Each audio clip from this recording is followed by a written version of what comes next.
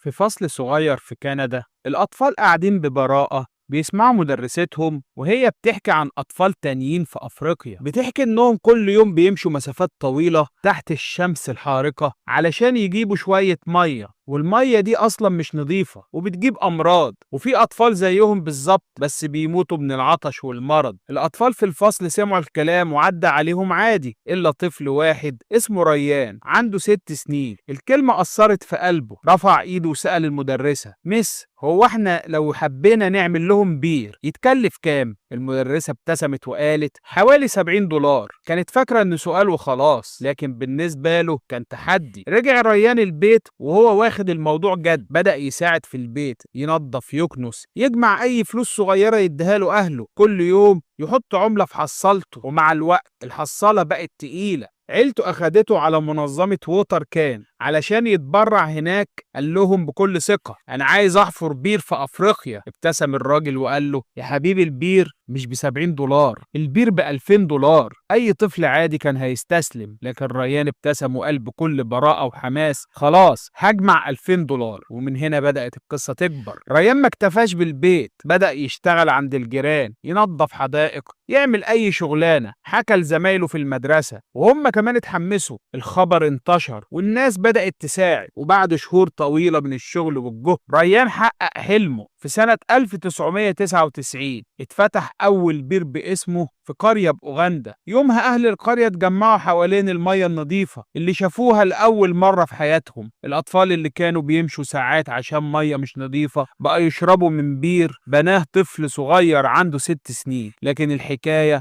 ما خلصتش هنا. ريان كبر ومع عيلته أسس مؤسسة ريان ويل، واللي بقت تبني مئات الآبار في أفريقيا. النهاردة آلاف الناس بيشربوا مية نظيفة بفضل قلب طفل صغير معرفش كلمة مستحيل.